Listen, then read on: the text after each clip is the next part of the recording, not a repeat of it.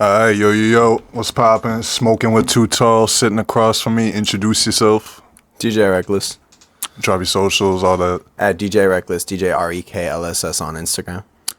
So we interviewed you at the Barcode last time. I don't know when this will be released, but we had a previous interview. How'd that show go? That was fun. Yeah. It was a normal bar night. Nothing too special. Okay. How did you originally get the name DJ Reklss, or how'd you come up with it? So I sat there for a solid 3 months wondering what the hell I wanted to do for a name. Damn, 3 months. Yeah, it was. In that time, I was also a bedroom DJ. Okay. And I was like, I don't know. And then I realized, growing up, I rode BMX, scooter, skateboard, and I was like, well, I could take the action sports aspect, like Reklss, and just do that. And I rocked with that, and then spelt it wrong purposely because I was drunk one night. And then that's why it's like Reklss, which also distinguishes me too. You'd be surprised like how many like DJ Reklsses there are on Instagram. Yeah, that's a very common type of name, you know? Yeah. The reckless part. Yeah, I know. And sometimes I regret it. And you know what's funny too, this is off topic, but ever since they came up with the KMF shit, that's all I started noticing is how many other KMF people there are. And I'm like, fuck. I noticed that too, because I was using the hashtags. I peeped that. But, so, I lost my train of thought, yo. Sorry. You good. What was I saying? What were we just talking about a second ago? The name, origin. DJ Reklss. Yeah, so tell the origin story of how you like got into DJing in the first place. How did you said you were a bedroom DJ, so are you self-taught? And where are you from, by the way? Because I know the BMX scene is kind of big out here in Manchester. Are you from out here at all? Yeah, I was never like seriously into it. It was just something I did for fun, and I loved action sports growing up. Yeah, I mean, I'm from Manchester, so like I know a lot of people out here. And DJing, how I got into DJing was I was a photographer. Keep in mind, I've done sound, stuff like that for years, since I was 14. When I was 14, I was doing sound at my church. And then high school, I got into some music design class or music production class. And since then, I was like, oh, this could be fun. And we were using Logic X Pro and learning about all the plugins and stuff like that. And then I was like, whatever. Put it on the back burner for a little bit. And then I got into photography randomly during COVID. Yeah. After COVID, nightlife started getting back to like what it was, I guess. And I went to open decks for DJs, and I was like, oh, hey, can I take some photos for you guys? Blah blah blah. And they're like, yeah, sure. Met this one kid, Jeremy Yee. He was like, hey, can you do some photography for me? And I was like, yeah, definitely. He's like, all right, I got this event coming up at 603, or Panucci's at the time when it was Panucci's. And I went there, saw what he was doing, followed him around for a few months. And that time I started DJing. And then I was like, well, I want to do this. Like, this is fun. I want to go out and DJ in front of a crowd. He moved away to Tampa. Okay. And that was kind of the kick in the ass I needed to be like, all right, well, now I don't have no one to do photography for. Let's just DJ. Right. I went to Panucci's one night. It was a Sunday night. I'll never fucking forget this because it was the most... It landed perfectly. How so? What you mean? So I went there. I wasn't even 21. I couldn't drink. So I wasn't drinking. I ordered food. I was talking to a friend of mine, Kayla, at the time. Yeah. And I had seen the owner in passing because of my photography and because of, like, I would go to open mics all the time. And so I was like, hey, I DJ. I would like to DJ sometime. He's like, do you want to DJ tonight? Yeah. He goes, I'll pay you this amount. All right. You promote, you bring some people. It's a slow night. We'll have fun. I didn't know shit about what I was doing. I didn't know shit. I put up a Facebook post. And because I had stayed in that scene for like a solid 4 or 5 months before I started DJing, a lot of kids came out. So that was cool. Oh, okay. Yeah. So then a week later, he's like, hey, do you want to do... It's Memorial Day weekend. He's like, hey, do you want to DJ tonight? I'll go, yeah, sure. I hit up all my college friends. Next thing you know, there's like 200 people in the building on a Sunday. I'm like, that's kind of weird and insane for a Sunday. And I still didn't know what the hell I was doing. Right. So my buddy was he had just flown back up from Tampa. I called him. One? Yeah, Jeremy. Okay, yeah. I called him. I go, yo, I don't know what I'm doing. I'm going to make myself look like a fucking clown. Yeah. Come DJ, please. Please, save me. I don't know what I'm doing. And Then after that, I just started picking up like smaller gigs at like a little bar called Central Ale House for a solid year. And then 603 every now and then. I would do a few private events, pool party, stuff like that. Yeah. And then I started networking a lot. It's one thing I've always been keen on is networking. Started sending out cold DMs to like artists, stuff like, and their managers. I ran into Sammy Adams on Instagram. I did some research on him, and I was like, how do I get this kid out here to play? I grew up with him, listening to his music. I messaged his manager or followed his manager, and then his manager posted that he needed a DJ for a tour. And I was like, I slid up on his story, not even knowing the dude. And I was like, yo, I'll do it. I'll DJ. And then he sent me details, and that was all within like 2 years of me DJing, which was kind of fun and cool because I was like, not even, still fresh on the scene. And I'm like, yo, I'm going on tour. Yeah. And then realized how hard touring is. So what's difficult about it? Like, what do people not realize about touring that like makes it so difficult? You are away from home for a long time. Yeah. This particular run was 30 days, something like that. 30 days, 20 shows all over the country. I was with TikTokers, or like Danny G. He's big on the sports scene. He puts out music every now and then, or used to. Yeah. I was with him and another guy named Michael Waves. So basically, it was me, the photographer, the tour manager, Danny, Michael, and some other kid, all in a van for a month. And they're independent artists. They're not signed, nothing like that. And we all realized, like, this touring shit is hard. Selling hard tickets to a show when you're not even in that city is way harder than we all thought. We found ourselves in, where was it? I think it was Philadelphia. Yeah. In a mall. We did a meetup for Danny because he had a huge college following, little high school following, because he posted athletic videos. Okay, yeah. So they all met up. They got tickets. And then it was like, that's when I realized how promoting works. And then, like, we had a show, where was it? In Boston at, you been in the Middle East Club? Yeah. I played the upstairs, a smaller room. Okay, yeah. We played the upstairs, sold that room out, which was kind of cool. And that was like the oh shit moment for me. I was like, damn, now I'm down in Boston. I'd never played in Boston before. I was like, this is sick. This is fun. And then we had a few shows fall off and cancel on the tour, and then we had shows where like nobody showed up. And that's when I realized, yo, this touring shit, like I said, it's not for the weak. Not for the weak. There's days where you're going to sit in that van, or where I was sitting in that van, and I'm not even coming out of my pocket with this money paying for hotels and gas, and I'm like, dude, This shit's hard. These guys have probably spent $4,000 or $5,000 on gas, hotels, paying per diems or whatever, and, you know, guarantees and everything like that, and I'm like, shit. And it was fun because I got to network. Yeah. That was my big thing on this tour. I only got paid $375 for this. So the takeaway was like the network? Yeah, okay. Networking. And I networked with a ton of Boston DJs, ton of Nashville guys. We played a spot out in Nashville at the end. We sold that out. It was like $350 cap, which was kind of cool because Danny's from Nashville. Mm-hmm. And that's when, like, when I was down in Nashville, we had a few off days after that. And I was like, yo, I want to live here. Yeah. I was like, this is a scene where you can thrive. Now, it's cutthroat, I bet, but I could see myself there, you know? So I've been down there every now and then, played a few, like, venues out there. And was that, like, your ultimate favorite city to visit? Okay. Yep. Because it's never the same faces. And I love that. And that's one thing I hate about a small city like this. Like Manchester, it's all the same faces out there. That's why I love college nights. Or DJing those, because that gets me in front of people that I wouldn't usually be in front of.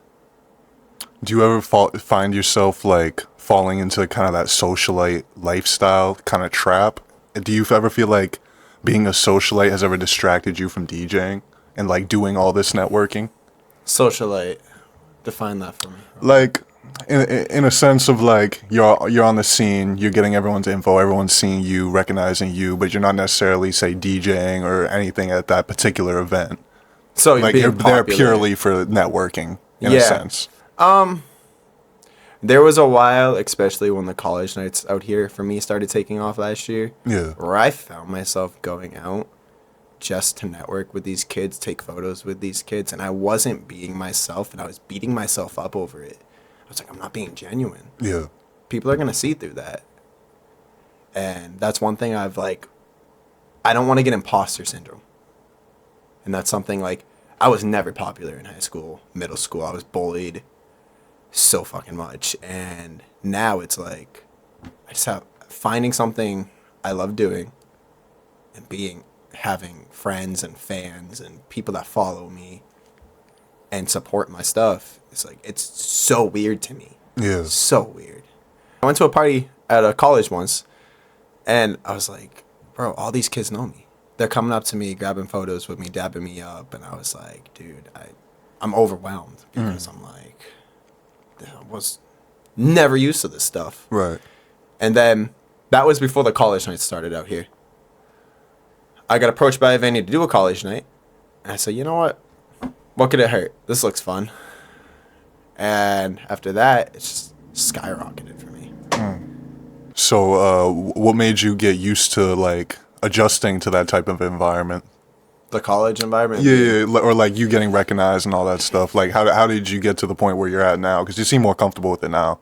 You seem a lot more humble. I have my tough days. It's definitely like I'm still not used to it. Okay. And for a while, it was very difficult because if I would go out to eat somewhere, if I would go out like on a date, these girls would be like, yo, this kid's way too popular. Right. And that's where the downfall was. But I knew business-wise, it's a great play. You want to connect with these people. You want to share genuine human moments with them. Like that photo they're taking with you, they could cherish that. They could look back at it. And, you know, I used to do it for just hoping they would post it. And now I'm like, I don't care if they post it. Right. They took it because they support me. And they wanted to get to know me that night. Does that sort of answer your question? Yeah, it does, for sure. What kind of advice would you give to a DJ that's just starting today? Network. Okay. Know how to network. You could be the best DJ. I've said this before. You could be the best DJ, know how to blend, mix, rock the mic. You know, I'm not the best DJ whatsoever, but I know how to network and I know how to get my name around. Whether it's on social media, whether it's out person to person, my name's everywhere. And that's what I pride myself on. Some good, some bad. We're working on the bad part. Yeah. You know? It's a process as always. The bigger you get, the more people are going to nitpick at you too. That's one thing I've realized recently, especially. But do you feel like you're developing a thicker skin to deal with that? Yeah, sort of. I do find myself reading comments a lot. There was one reel that went viral on Instagram for me that, like, dude, they were destroying me. Damn, yo. Yeah, and I was like, I read those comments and I was getting like hate DMs and I'm like, dude, I'm like, all right. I said, maybe I'm at this point because of how much hard work I've put in. And if I'm going to let these people bring me down, they're going to win. Right. And I'm like, I can't have that. I just got to keep being me and being genuine and doing what I do. Keep moving forward. Yeah, and it's like not the first time I've been bullied. So it's like, hey, whatever. I feel that. I totally get that. My comment section be blowing me up, calling me McLovin and shit. Yeah, they used to be like, yo, you do drugs. I'm like, no, I'm just naturally skinny, homie.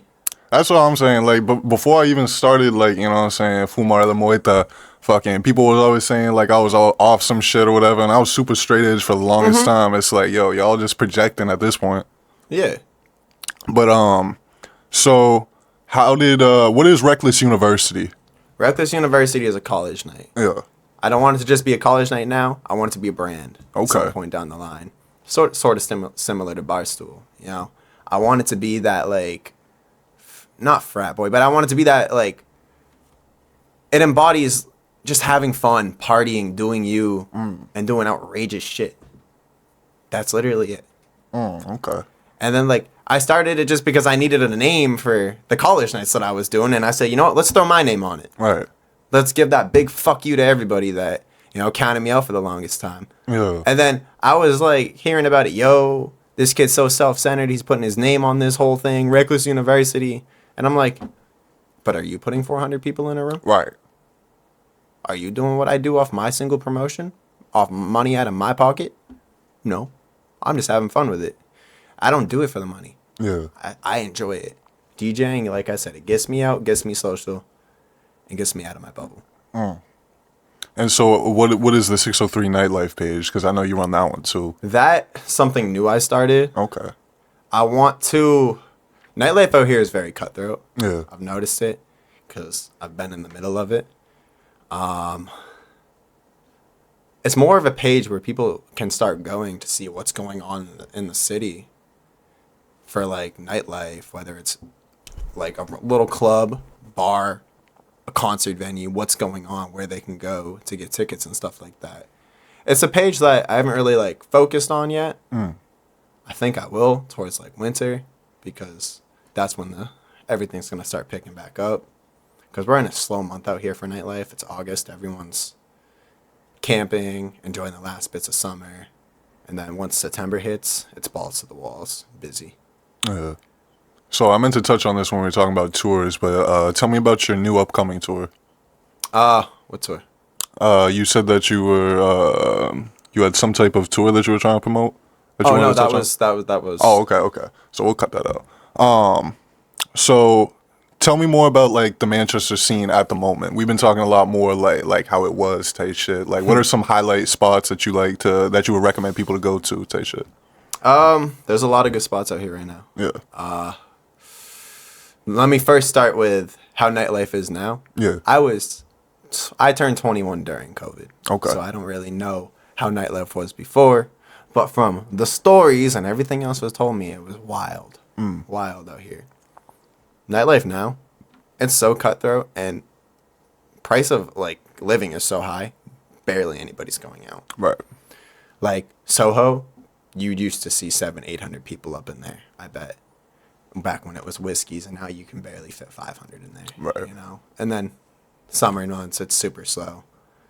I know I'm gonna get flamed by, like, the old heads and everybody else that's been in nightlife promoting for years. You know, they're in their 40s now, and they're gonna be like, "Oh, you don't know what it's like." I said, at the end of the day, okay. Right. Okay, I'm still out here putting heads in a room off my name. People be hating. They hate. Yeah, always. Literally. Some good spots out here. Barcode, definitely. Yeah. EP's put a lot of work into that place, and it's nice to see that place get up and running. The GOAT, obviously, like, dude. Yeah. That's where I want to go if I want live music. If I want live music and I'm sick of hearing DJs, I love my DJs, but sometimes live music just heals the soul. Oh yeah, for sure. I go there, and then on occasion I'll step into Soho and get into that world, and I'll be like, all right, this is a little much when I'm walking out hammered. So traditionally, like, DJs historically have put on, like, other MCs and shit like that. Is there any, like, artists that you really fuck with that you want to put on? I don't know, dude. I've been trying to get Sammy Adams out here for a while because me and Sammy have a connection because I used to do work with him because of his manager. What I forgot to mention earlier with the tour was, for maybe 4 or 5 months after that tour, my buddy Danny was put on opening support for Sammy. Okay. Because of their manager at the time. And I was like, yo, I want to DJ this show. I said, I know it's going to sell out. Sammy Adams was a kid I used to grow up listening to in high school. And to do it with my best friend. Right. It's a movie. Yeah, exactly. And they said, yeah, sure. It was at Brighton Music Hall in Boston. Yeah. Yeah. And did that show. That was phenomenal. Biggest show I had ever played up until that point. I was like, hell yeah. Then started doing bar nights for, like, colleges out here the frats that would book me and the sororities. I was content with that. Then got a call one day. Hey, can you go out to New York, open for Super Duper Kyle and with Sammy Adams and be Sammy's DJ? Oh, that's dope. I go, yeah, 100%. That's a no-brainer. And I'll never forget that show. I drove 3 hours out to New York, Siena College. Never forget that place because that place was a rager. Went out there. I arrived at 2:30. Normal time to show up for a big show like that. Walked in with my point of contact and my girlfriend at the time, and my jaw just dropped because I saw the stage. Yeah, I was like, holy shit! And the minute I saw barricades too, I was like, oh, so this is a serious one, okay? Yeah. And I go, how many tickets we sold for this? They go, 3,000. I go, damn, yeah. Holy shit. Okay. Then we're sound checking. I meet Super Duper Kyle. I'm trying not to fangirl, but dude, I like grew up listening to that kid. Yeah, I did too. So he's coming in.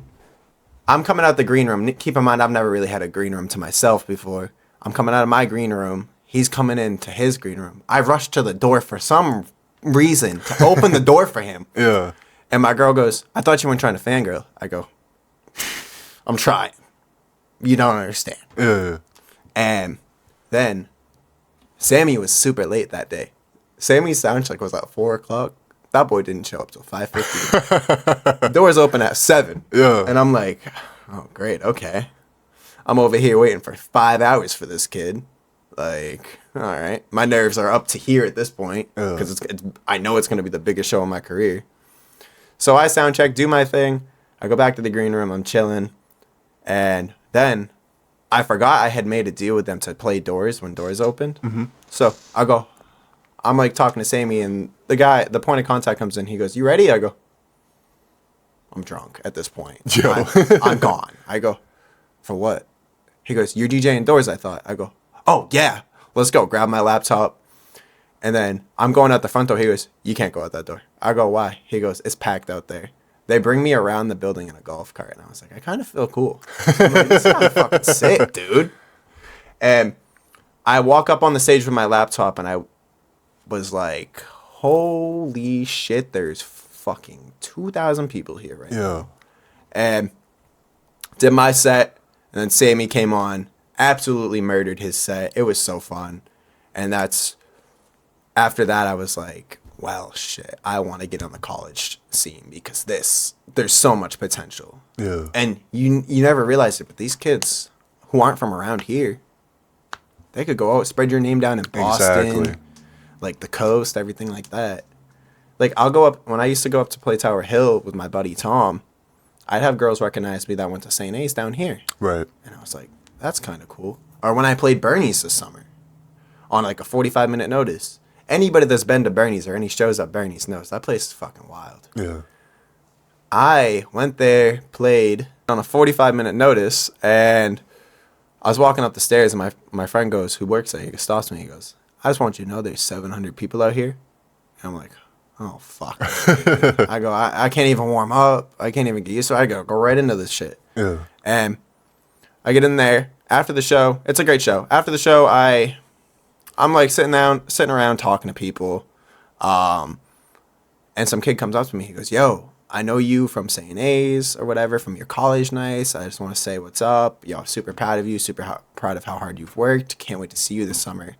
And I wasn't going to bring back the college nights this year. Yeah. After that, I was like, I need to. And then my DMs were like, are you bringing back, like, Thursdays? You know, what are you doing? Like, we want Thursdays again in the city. We don't enjoy what we were doing last year unless we were at Murphy's or whatever. And I'm like, maybe there's a need for it. Yeah. So, and I feel like for me, I need to do it because now I'm doing it at a totally different venue. Mm. So now it's me showing and flexing that I can fill up any venue I want or attempt to. I know it's hard. It's very hard. Last year I was coming out of my pocket I was getting $350 a night, paying promoters $35 each to make a post and bring their friends. Right. And I had like 5, 6 people, so I wasn't making any money. But I knew it was sweat equity at the end of the day. It's building something new.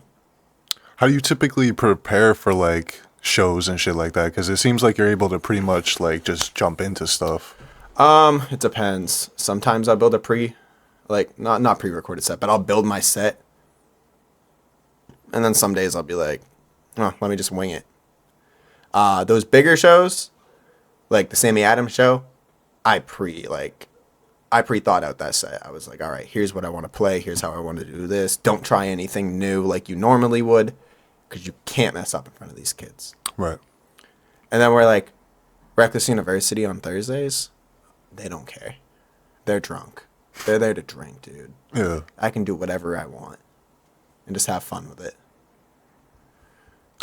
So, when we were at the KMF show and shit, like you seemed pretty locked in with Ezra and all them. How'd you get tapped in with all the KMF shit in general? That came 2 years ago, I believe. I did a show at Imperio for Shisco, and I think that's where I met Ezra. And Jake is next, and did you work a lot with Shisco? I did 2 shows with him. Okay. It was weird to see how, like, we're the same age, so it was weird to see like how many friends we had in common too. And I was like, all right, this gets me in front of the people that normally wouldn't even know I DJ'd, you know, coming from high school. He's off doing wild shit. He up in Japan, right? Some shit like that. I think he's in LA. Oh, really? Yeah. Him, Johnny, Alex Woodrow, I think they're all in Japan. Japan, LA. Yeah. Yeah, same thing. You said Japan, and I'm like, I don't see this man in Japan, but okay. I hit him up for an interview one time. That's where he said he was at. So it might have been at the moment. Thing oh, maybe he was on vacation or whatever. Yeah. But anyways, continue the KMF thing. But yeah, no, I started doing shows with like local rappers and stuff like that because I like when artists are trying to push a scene out here and trying to build. Right. I can respect that, and that's when I'm like, you know what? For the love of it, I want to do it. I want to help them. I want to teach them what I've learned from touring and working with other independent artists.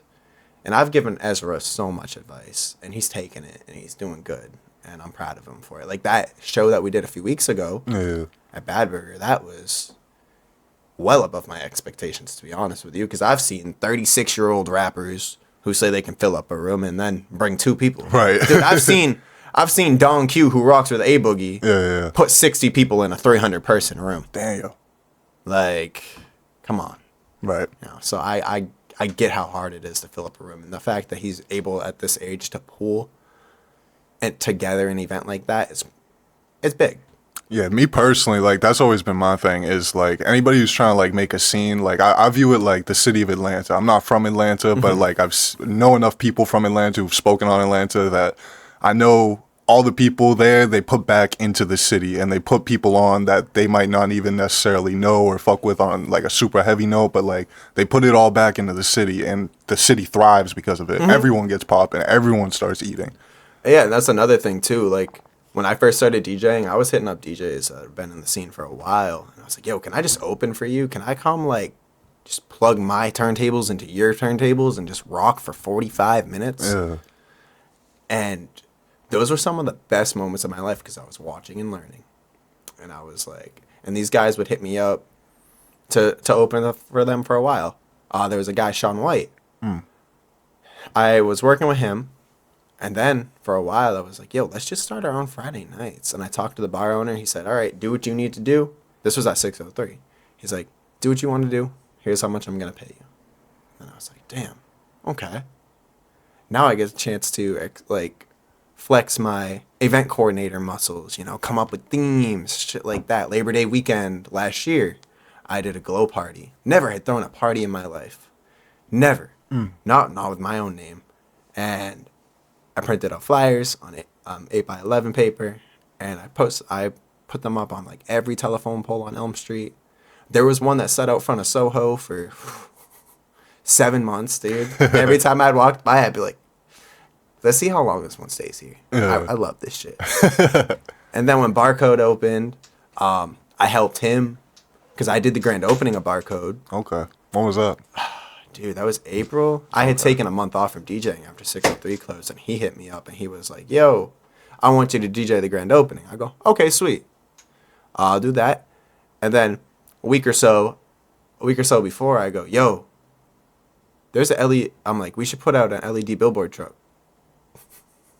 And we did that.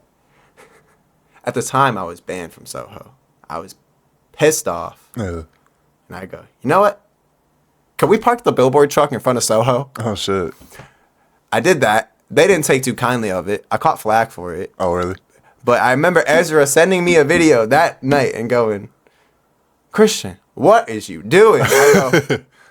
I was pissed off. There was a video or picture on my Instagram somewhere of me just in front of the billboard truck at Soho. Yo.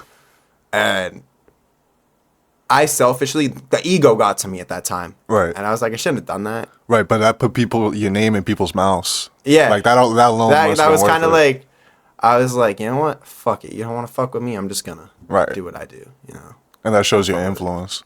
But, like, you recognize that you needed to, like, kind of reel back a little bit. I did. It. So it seems like you understand, like, the influence that you have to a degree. Too many times I get caught up in the thick of things out here. Yeah. Nightlife scene out here is very small. It's very cutthroat. People can say things to you to try to influence you and manipulate you into only rocking with one person. As a DJ out here, I'm learning that, and I'm learning to do what's good for my business. And I've known a lot of these people for years, so they've gotten pretty frustrated about it. But at the end of the day, I gotta remember what's good for me, not what's good for everybody else. What's good for me, you know? Too many times I was told no when I first started out. So now I'm just going to start doing it myself. Like the whole Reklss University thing. That was because no one wanted to take a chance on me. Nobody wanted to see what I could do. I didn't know what I could do. That first night of Reklss University, it was last October. I put on a DJ, DJ Diego, who was opening for me because I couldn't get out of work at the time. I had set up the speakers and everything the night before. I said, hey, show up at 9, come DJ. 8:45 that night, there's a car accident right out front of the venue. Blocked off with police tape, right up to the door. I was like, shit, no one's showing up. Yeah. This is going to blow up in my face. I show up at 11. There's 400 people there. And I go, yep, this is what I want to do. Yep, this is what I want to do. And then I just kept cascading after that. December that last year, we did a party with a local sorority, and we did like 700 people. And I was like, oh. And it was also my birthday party, so it was kind of fucking sick. Oh, that's what's up, yo. It was like, oh, okay, this shit's fucking sick. How old were you turning? 23. Okay. Yeah, and then after that, I did like one or two more parties, and then called it quits for the year because I was like, they're getting ready to go on spring break. I'm running out of energy. I was burnt out, and I was like, I needed to take a minute and just worry about my health for a second. And then 603, a few weeks after I got done with college nights closed this year, and I was like, shit. The place I've called home for 5 years closed. What the fuck do I do? Yeah. So I played it cool since then. Done a few gigs, you know. Nothing too serious. And then when I got the word to bring these college nights back, I was like, I need to do it for me. Right. I need something to show that I'm still here and I'm still doing okay. So what kind of equipment, how has your equipment evolved throughout the years from where you started from where you're at right now? It's gone from trash cans to fucking dumpsters. No, I'm just kidding. Started out on a Pioneer SB3, this little cheap controller. Yeah. $250.